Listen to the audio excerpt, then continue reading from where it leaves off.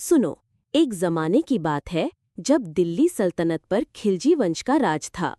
इस वंश में एक ऐसा शासक हुआ जिसका नाम सुनते ही बड़े बड़े कांप उठते थे। अलाउद्दीन खिलजी।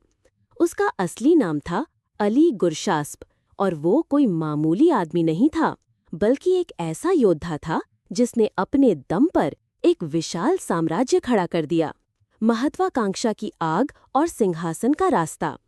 अलाउद्दीन अपने चाचा जलालुद्दीन फिरोज खिलजी का भतीजा था, जिसने खिलजी वंश की नींव रखी थी। जलालुद्दीन ने अलाउद्दीन को पाला पोसा और उसे अमीर तुजुक जैसे महत्वपूर्ण पद दिए। अलाउद्दीन बड़ा ही महत्वाकांक्षी था और उसकी निगाहें हमेशा सल्तनत के तख्त पर टिकी रहती थीं। 1296 ई में उसने अपनी क्रूरता का पहला बड़ा प्रमाण दिया। धोखे से अपने चाचा जलालुद्दीन का कत्ल कर दिया और खुद दिल्ली की गद्दी पर बैठ गया। ये घटना उसकी महत्वाकांक्षा और सत्ता के लिए किसी भी हद तक जाने की प्रवृत्ति को दर्शाती है। सिकंदर सानी का खिताब और दिग्विजयी अभियान। अलाउद्दीन खुद को सिकंदर सानी यानी दूसरा सिकंदर कहता था और उसका सपना था पूरी दुनिया को जीतना। इस सपने को पूरा करने के लिए उसने भारत पर कई बड़े अभियान चलाए। गुजरात विजय 1299 ई।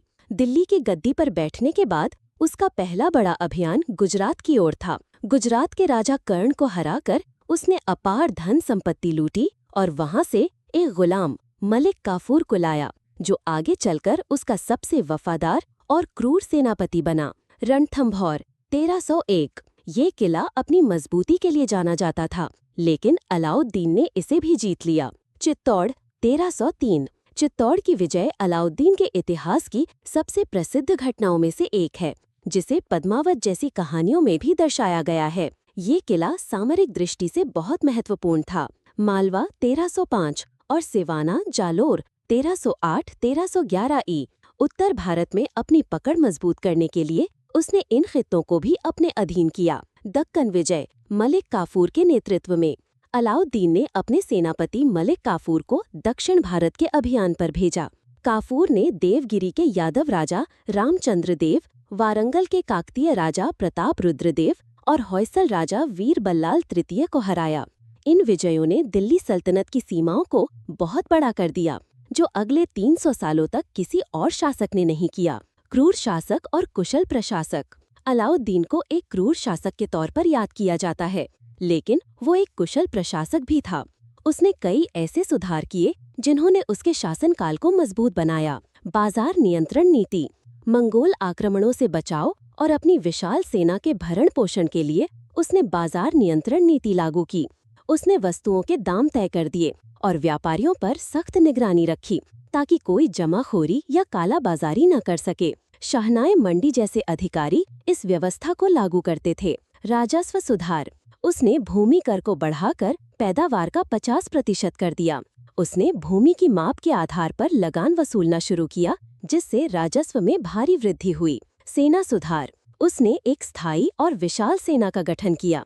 सैनिकों की सीधी भर्ती की, उन्हें नकद वेतन दिया और घोड़ों को दागने की प्रथा यानी दाग और सैनिकों का हुलिया लिखने की प्रथा यानी चेहरा शुरू की, ताकि भ्रष्टाचार रोका जा सके। जासूसी प्रणाली। उसने एक मजबूत गुप्तचर प्रणाली विकसित की, ताकि अमीरों और जनता पर नजर रखी जा सके। अलाउद्दीन का दरबार और अंत। अलाउद्दीन निरक्षर था, लेकिन वो कला और साहित्य का संरक्षक था। उसके दरबार में प्रसिद्ध कवि अमीर खुसरो और मीर हसन दहलवी जैसे विद्वान थे।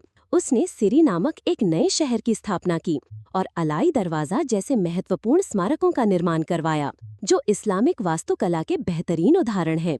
अपने जीवन के आखिरी सालों में अलाउद्दीन बीमार रहने लगा था। कहा जाता है कि उसे जलोदर, पेट में पानी भरने की बीमारी या कुष्ठ रोग हो गया था। इस दौरान मलिक काफूर का प्रभाव बहुत बढ़ गया था। 1316 ई में अलाउद्दीन खिलजी की मृत्यु हो गई।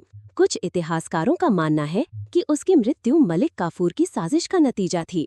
उसकी मृत्यु के बाद खिलजी वंश जल्द ही समाप्त हो गया। अलाउद्दीन खिलजी का शासनकाल दिल्ली सल्तनत के इतिहास में एक महत्वपूर्ण अध्याय है, जिसमें उसकी क्रूरता, महत्वाकांक्षा और प्रशासनिक क्षमता का बेजोड़ संगम देखने को मिलता है।